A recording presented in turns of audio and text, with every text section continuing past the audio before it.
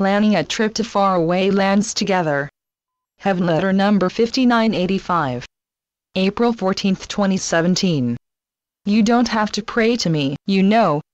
You can just mull over your seemingly separate existence with me, and we, you and I, can talk one-to-one. Let's bounce off each other. Let's explore life together as if we are planning a trip to faraway lands together. The truth is that we are not even a hop, skip or jump away from each other. We are each other. We are more than that. We zig and zag together and sync. We are always communing.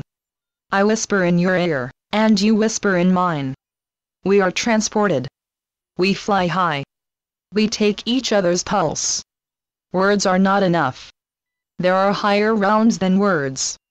Words tickle our fancies. They are a medium to hang on to and to let go of. Sometimes you refrain from words, and other times you paint life with them. Sometimes you are an artist of love. Sometimes you excel. When you feel separate from me, you are separate from your very self. Be present instead. Let's swing together from the highest branch of the one tree called life. Ah, this oneness of oneness. Meanwhile, you may have felt that our connection gets cut, and, like Humpty Dumpty who sat on a wall and had a great fall, and who could never be put back together again, you see our connection as split and never to be united. No one can sever our connection. No man or God can do this. Your sense of separation is your plea for a true relationship with yourself.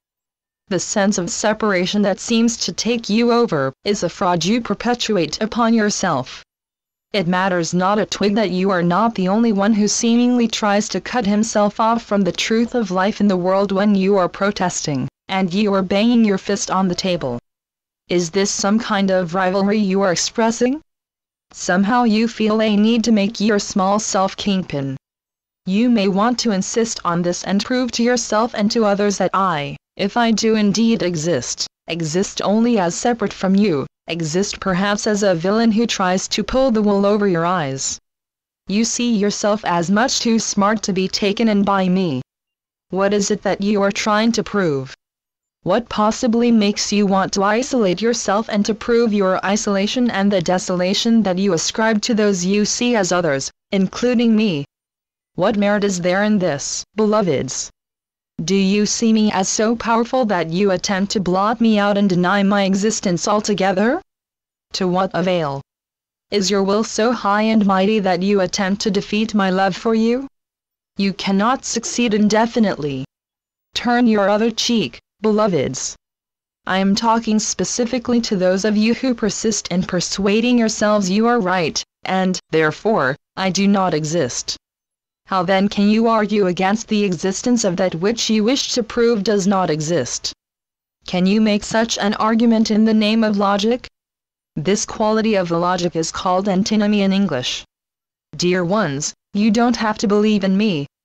Nor do you also have to try to dim your awareness or anyone's awareness of God, the Creator, in order to attempt to align the world with your fervently held antinomy. Fame certainly doesn't always equate to truth. At the same time, who else do you know whose fame has become so indelible as mine? It can't be done. You can't change the truth. You can't undo me, or our connection. Even if it were possible for you to, what joy on earth for you or anyone would this enjoin? Channeled by Gloria Wendroff. Heavenletters.org